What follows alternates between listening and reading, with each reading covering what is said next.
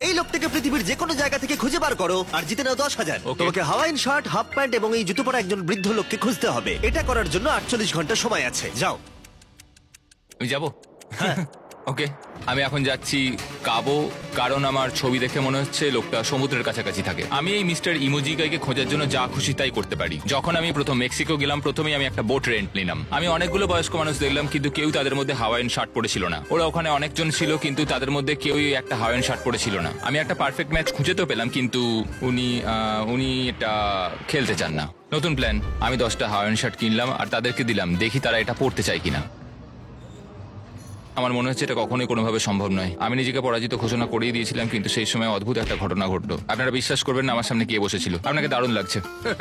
আমি mister বিস্টকে call করছি। হেই, congratulation, তুমি এই মাত্র জিতে নিলে 10,000 কি ডলার। মানে সত্যি? আমরা কি হেলিকপ্টারে যাবো?